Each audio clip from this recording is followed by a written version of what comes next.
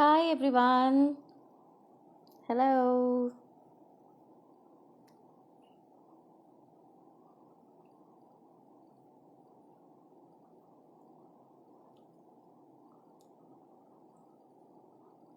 Hey everyone. Hello. Thank you for being here. Thank you for joining today's live. Hi Shraddha. Hello Adya. Hi Nahar. Hi everybody. Hi. Hi Guneet. Okay, hi guys, I'm Ekta Alreja and I'm assistant editor with PopXO and I'm back with yet another interesting live with our founder and CEO Priyanka Gill, who is going to be here in a short while.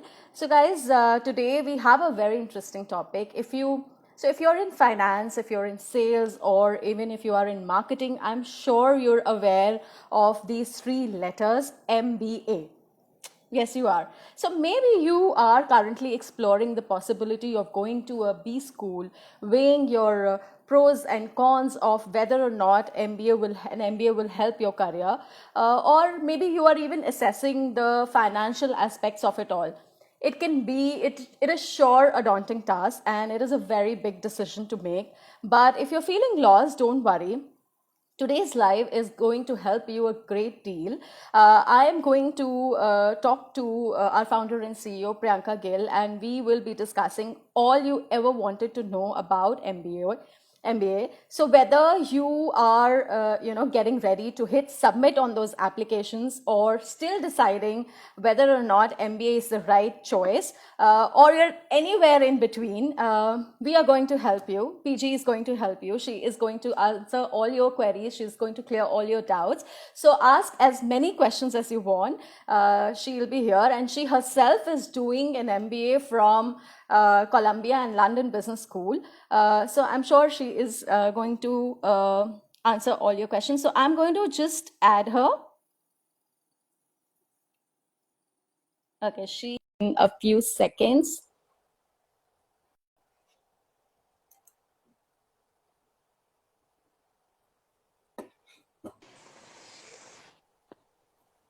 Okay, she's here. Hi, PG. Hey, hi.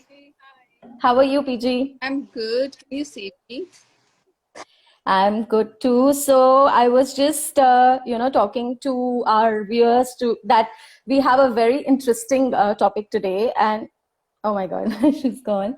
Okay, let me add her again. Looks like a network error.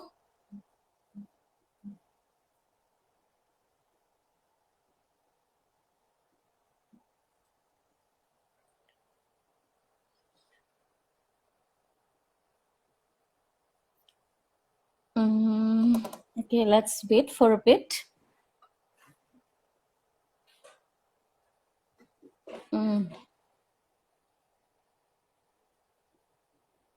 I think there is a problem at her end.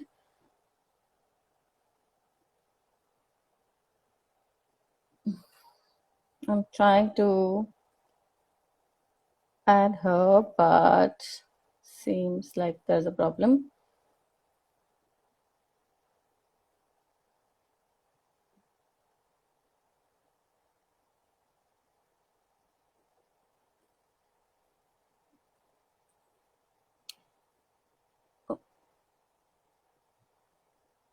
PG, I'm trying to add you, but something I've already sent you an invite. Is it possible for you to send me like a request?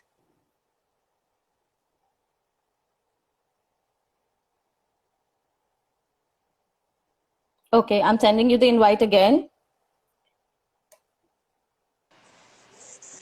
Okay, yeah, got you now. How are you, PG? I'm good. Sorry about the technical. Yeah, something. I think there was this problem with the network. So I was talking to our viewers about how taking this big decision about your career, whether or not to go for an MBA, is a very, very, very, is a daunting task to do. And, you are a founder and CEO of Popexo, and you build this company, and you have so much going on, but you're still doing your MBA from Columbia and London Business School. So what made you, go for it? What were you thinking, and how did you decide on the program that you're pursuing right now? Yeah, so hi guys, it's so nice to be back. It's been a while since we did, actually not that long. Our last live was with Shraddha Kapoor, and that's so much fun. But it's nice to be back. Yeah. Yeah, I am doing my executive MBA, London Business School, Columbia Business School. So yeah, I would love to talk about it and answer all the questions that everyone has. When I started Popexo and Flixo, I didn't come from a finance. I had studied in Lady Shri Ram College. I knew words and I was a writer. And I don't come from a business family, and I'd never been around like business people as such. So when I started my own company, everything I knew about Popexo, everything I knew about running a company, I had to learn from the start, right? From scratch. So I had to read books, Yeah. I spoke to people. I basically just had to pick up everything on the job. And there have been times when I was sitting in a board meeting and a question was asked to me, and I was Googling under the table exactly what does this question even mean. So that was kind of very, very early. So it was a very, very interesting learning experience. And over the past 8 years, it's been a very steep learning curve. And I've always, I think learning is something that I really enjoy. And as a founder, you have to constantly be learning, right? Because the environment is changing around you so much. So, and I always felt, I'd interview a lot of people, and a lot of them would be MBAs, and I'd be interviewing them. And I always think, would it be nice to have an MBA myself? And maybe is something that I can do with that. And it's always been at the back of my head that, that's something that I wanted. And then when, the merger with MyGlam happened, and then the pandemic happened, and because of which I moved to London, and then just kind of gave me a window of time in my life when I could actually put that and really try and see that, spoken about an MBA, let's see how you go about getting one. So I was talking about this with a friend of mine in London, and he's also my mentor. And I was just talking to him, and he says, look, he's like, I'm an alumnus of London Business School. Why don't you go and talk to them? And there I found out that it's good to do, they have this amazing program that's a joint program with Columbia Business School, London Business School, Hong Kong University. So it's an executive MBA, and I applied for that. I went through the entire application process that I'll tell you about, and I got in. Yeah, And I have been this since question May. ready. Since May, I've been there and been through 2 weeks, and our third is about to start. I've been through one midterm examination. I've been through 1,000 assignments, group studies. So yeah, it's Oh. a very fascinating process. I'm really enjoying it. And yeah, I mean, But how do you manage? How do you juggle between all of it? There's so much happening, PG. You do so much in a day, and still you are studying. Oh my God, I can't even imagine I doing something just, like this myself. yeah, it's time, I think as long as you can plan your 24 hours, you can actually get a lot done in there. Means that I have a lot less time to procrastinate. I have a lot less time to, just scroll Instagram mindlessly. I have a lot less time to put Netflix, something, kind of binge watch a series. So all of that is a lot less. But yeah, it's priorities. And also the time difference helps me. So I start my day at 5 in the morning, London time. And by the time you guys wake up, you guys get going, that's when my day begins. So by the time you guys finish, it's like 2 o'clock, 2:30 my time here. Yeah. Just do other things. So yeah, I think for me, it's luckily time management. So that works. Yeah, that's something we should all learn from you. So, PG, tell us a bit about the program. How did you, is it a full-time program? Is it part-time? And how did you decide on the program? And how did you decide that it was the best fit for you?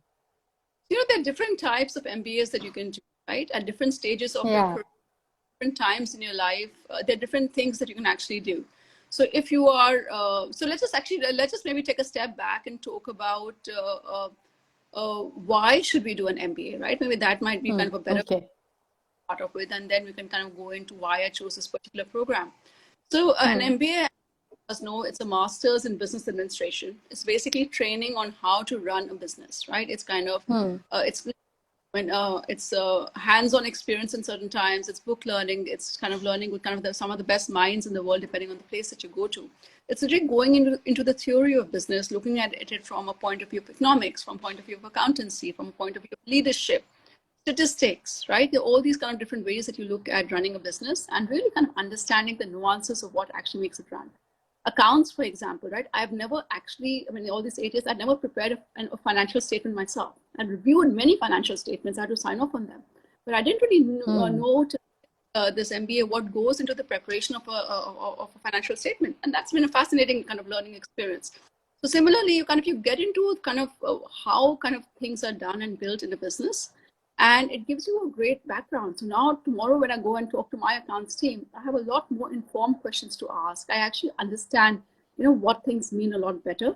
It's not just like a very, it's not a very broad understanding. It's actually a very granular understanding that the MBA is giving me. So that's exactly what an MBA does. It kind of teaches you how to run a business using the best theory that is there in the world, using the best experiences. The professors in these schools actually go and work with all the top companies in the world. They advise them, they consult with them. All the learnings that they bring back actually feeds into the program that they teach. So yeah, I mean, that's why you should do an MBA. Is basically if you are actually in kind of a general management practice of business and you want to get better, that's basically where you look at it. The second question is, when should you do an MBA? And I think that is a very, very, right? So a lot of people will tell me, oh, graduation. And to them, say, please don't do that. It's actually a very, very bad idea. An MBA is best when you actually have some physical experience in a company, in whatever role that you are in. You've worked in a company for a few years, understand what a company is, you understand kind of the different departments of the company. Once you have that experience, your MBA becomes a lot richer because of it, right? So that is something that I always say, that don't go fresh into an MBA after just finishing your master's. Work for some time, understand what the working world is like, and then actually choose the best MBA that might be there for you. Each school, each program offers a different type of MBA, and what is right for you, you only understand after you have actually worked for a few years. So yeah, so don't go fresh.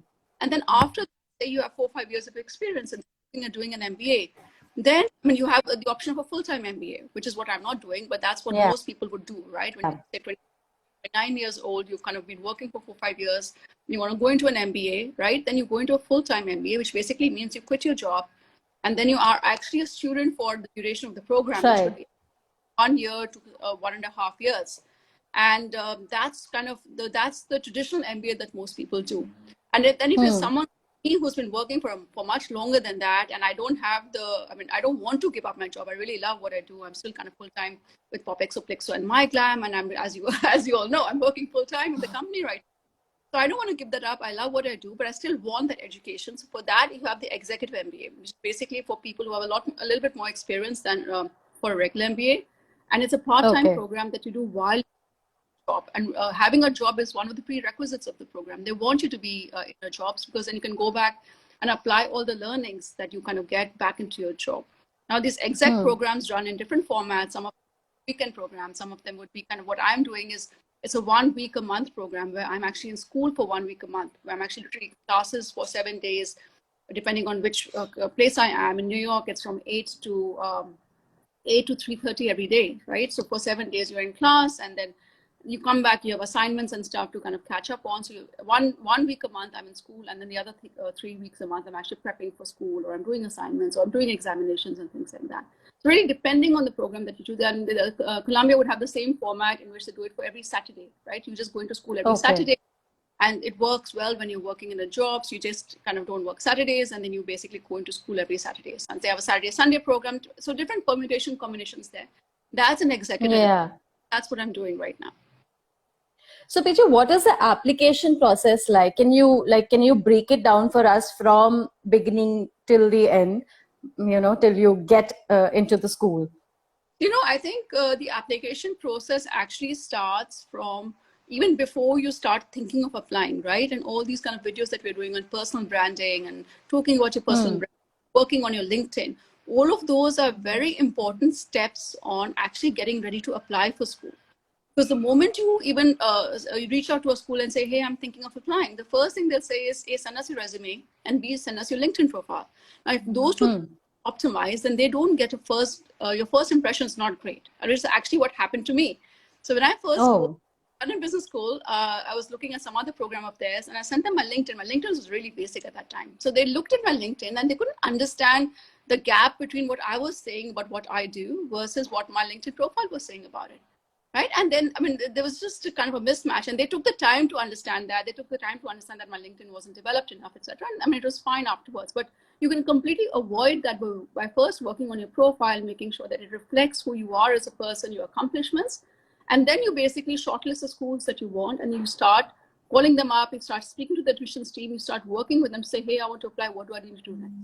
All of these schools will have their own criteria. If you're going to do an MBA abroad, most likely, if it's a full-time MBA, you will have to either sit for the GMAT, or either you'll have to sit for the GM. yeah. If you're doing the executive MBA, a lot of the schools now have the option of sitting for something called the executive assessment, which is a shorter form of the GMAT without geometry, which is what I did.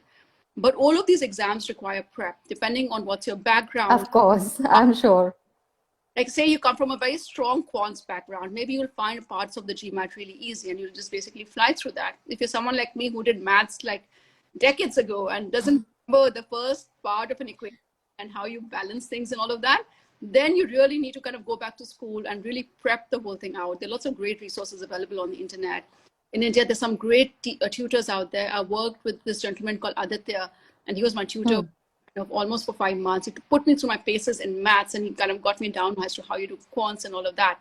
And yeah, so that was the beginning of my year this year. So from Jan till March, when I was prepping for my executive MBA.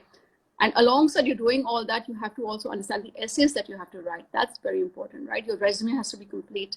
And the essays, Yeah. kind of preparing for those, they take time. Editing of those takes time.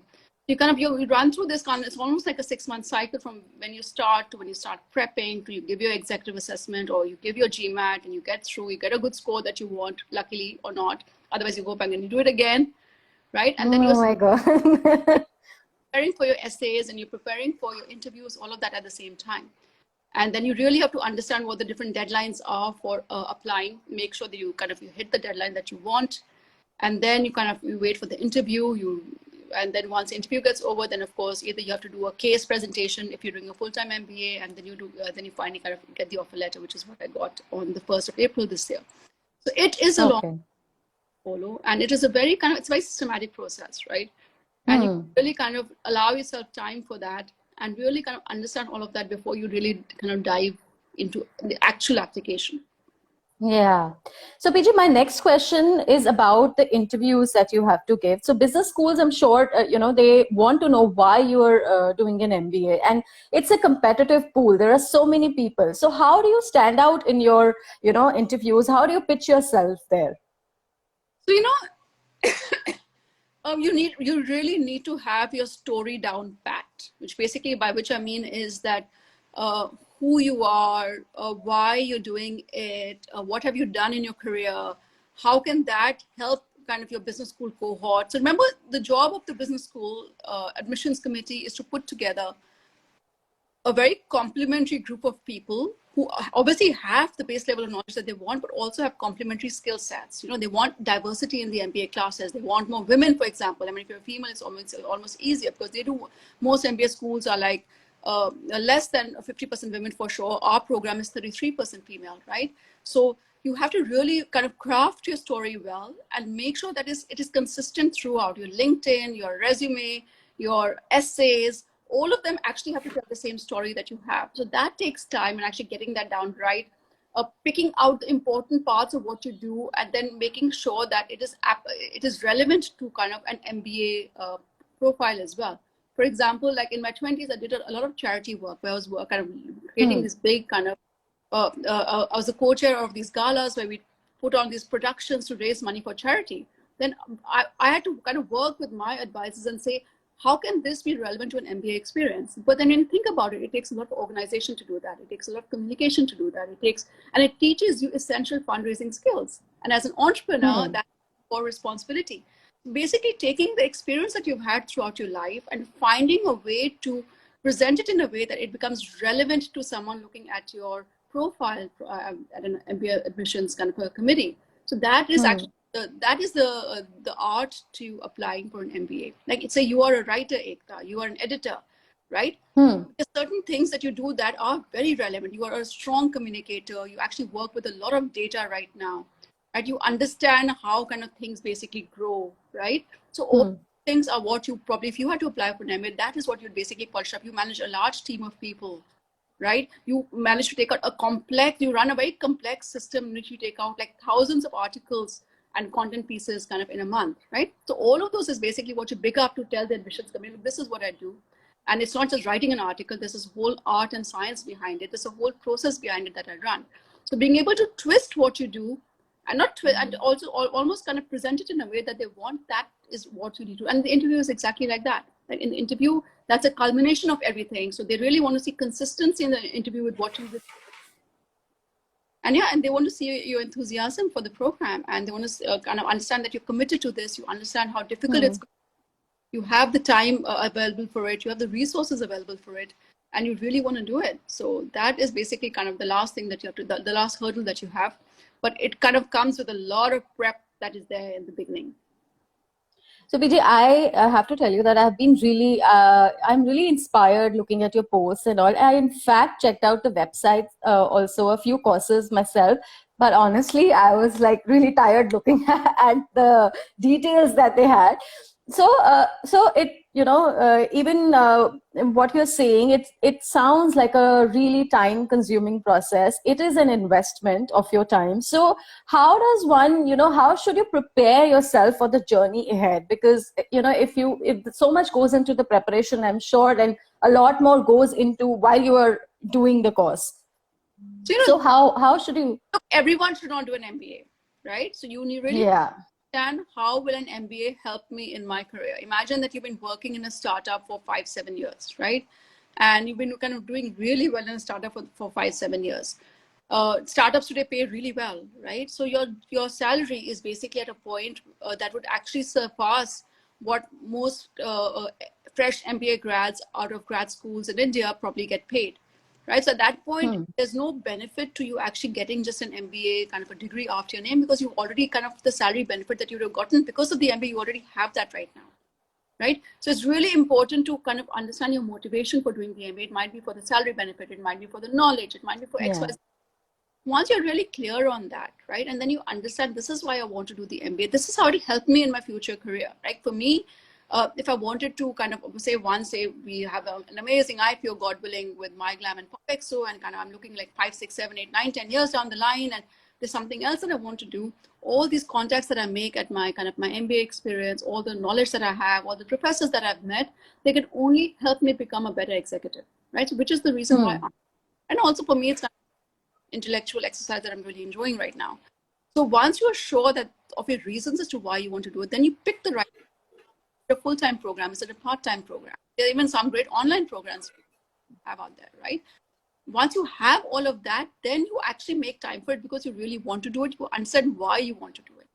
Right? Going saying my MBA karungi and then I'm going to try and find time, that is not going to happen, right? You're going to have to find time because it's important to you, right? So then you make time accordingly and you pick the right program that fits your lifestyle accordingly as well. Maybe you can't afford to give up maybe your job full time and go and do an MBA. Yeah. It's too expensive to do it that way. Then you have MBA type of a thing, and you're looking at a part-time MBA maybe. So yeah, so it needs planning. It needs a lot of critical thinking, and there are key skills that the MBA schools are looking for in candidates when they join. In fact, PG, that was my next question, that MBAs are really expensive, and so how do you actually make sure that you are getting your money's worth? What kind of resources, can you use while you are doing the course?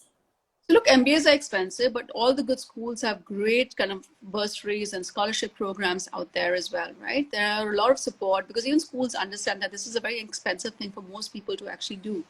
So I would just suggest apply very early on in the cycle. Talk to the school, tell them that, look, I'm keen on kind of getting some form of financial assistance and I want to kind of tell me how, and they will help you work through it, right?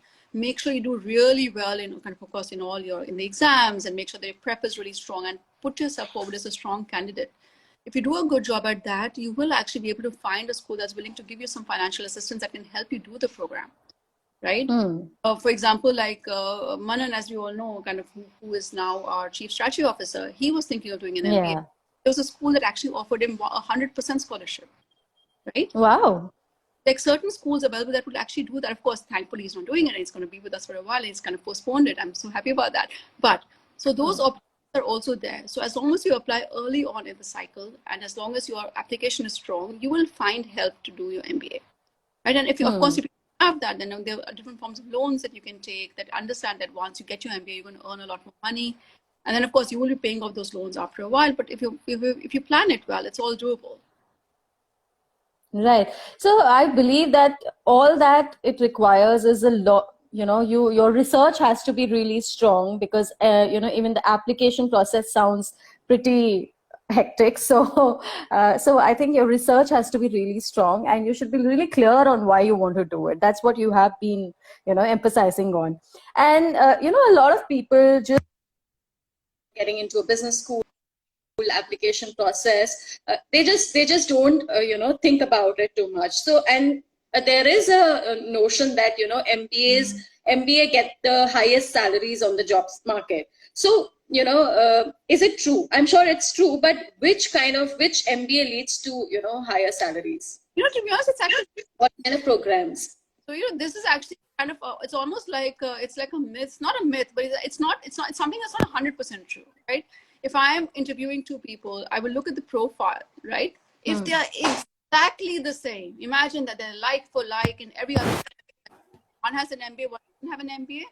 Maybe the one who has an MBA gets a kind of leg up, right? If I'm looking at two candidates, one is really kind of has lots of hands-on job experience, has really done the job, they don't have an MBA, the other person is probably I won't go for that person because I have experience, right? So again, an MBA degree is kind of a stamp that really helps. It helps you negotiate better. It gives you the skills that you need, of course, but it is not to say that an MBA is basically what you only need. You can definitely have a great career without having an MBA. That's what I'm saying. Decide why you want to do it. If you're really strong in what you do, maybe for your job progression, you don't need it, right? And so I mean, don't take that as a given that you have to do an MBA. It really depends on what you want to do on in your career, and is an MBA needed for it. So just be careful about that. And I don't want to. So Vijay, how that MBAs get the best salaries? They get good salaries, of course. That's why a lot of people do it, right? But that's not the only route to kind of a good. How do you think it is going to help in your future? Because we all know how successful you are right now. So what are your career goals after this? Amazing. That's you and kind of me. And I think pretty much, I mean, if I get money for every time I get asked that question, I actually would make a lot of money. And I don't know, I'm really enjoying the journey. I'm loving what we're doing with Popexo, Plixo and MyGlam right now. There's some great news coming out. I've just done a round of fantastic news tomorrow. Loving working with that MyGlam team. So I mean, right now I'm a really happy place in my career. I'm loving the MBA. I mean, the privilege of studying at Columbia Business School, the privilege of studying at London Business School. It's just a good, I mean, touch wood, it's a good time. And I'm just trying to really be in the moment and enjoy it.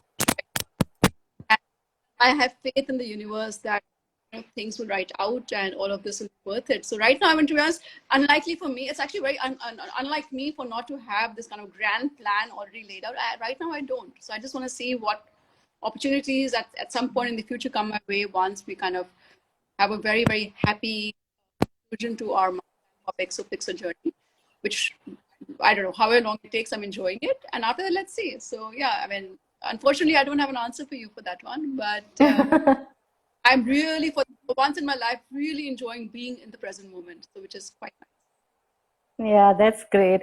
So, PJ, I think, do you think that, dedicating your career to single domain is no longer, required? I mean, I feel that there is a constant need of upskilling yourself. You no longer can stick to thing. So how important do you think it is, to upskill yourself and to, upgrade your skill set? You have to always be learning, right? The best people I know are always learning. New responsibilities they actually dive into something without knowing how to do it and they figure it out, right? That's kind of a course for all people I know who work, and be it doing courses, be it doing, or being doing an MBA, or just kind of learning stuff online, being always kind of keeping a mind open to new experiences and to new opportunities, and taking them on and actually figuring out how to sort them out. That is important. So whatever it means Right. for you. For example, Nidhi Kable, who's our beauty editor, is a great example, right? So she's editor and a writer, great at becoming a beauty influencer herself. Her beauty content that she creates for amazing. That's a skill set she picked up, and now she's actually helping develop makeup products, right? And testing them out, and she's actually part of the R&D journey of a beauty product. So that's when she started. I'm sure she never thought she'd do that, but she's really going deep into what she does, and she's trying to understand all the facets of what she does, right? So that's a great thing to. So no matter who you are and where you are, you really have to understand what else is around me, what else can I do or learn to actually become better at what I do. It does not mean that you have to keep changing your fields. You can just go deeper into your Yeah. field and all facets of it. But a lot of people do that. They do a lot of, like, a lot of people do MBAs and they make a career switch. How do you do that? Like, making a career switch is an MBA. So again, see, I come back to that my core thesis of having a plan, and you really, I mean, when you're early on in your career, you should actually have a very clear idea of where you want to be in the next, say, 10 years or wherever that you want to be, right? And then whatever you have to do to get there. So if an MBA fits into that theory, right? A lot of people do an MBA to kind of switch. Imagine that you've been in finance forever, really bored, try second out of finance, and then you want to kind of work in a more operational role, right? And MBA is perfect for that. All your finance learnings are very important, and then you learn the other parts of business that you don't know, and then because you have an MBA, you actually get opportunities that are kind of working there for you, right? The career offices of MBA schools are very, very good. They're really designed to help you get the job that you want. It could be a bigger in your current field, it could be a completely different field. It could be that you are kind of, you've been working for a while, you want to become an entrepreneur, you want to learn the skill sets that you need. So it really depends, and making sure that you take your MBA experience, you speak to the school, and you're using all the that your school has to really get to where you want to get, because only you can decide that, right? You have to decide, okay, I want to change careers. I want to change careers for XYZ reason.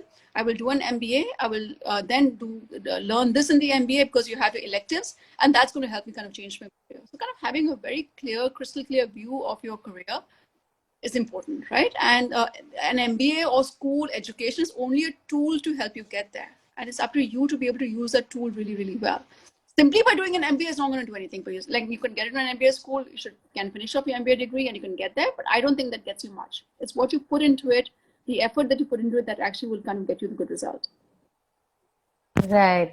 So, PG, this was a really, really informative session, and whatever you've said has been so helpful. I'm sure those who are actually thinking of pursuing MBA it'll help them to navigate the process smoothly. Time.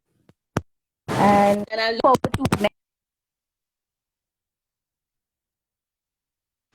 Amazing. Thank you so much for having me. Of course, please, I mean, if you really have questions, please can you just jump onto my Instagram, @PriyankaGill_official. Ask me questions there. These days, I seem to be quite active on that. So I'm very happy to answer them. And if you have questions, yeah, find me there, and I will see you guys soon. Thank you for having me. Thank you, PG. Bye-bye.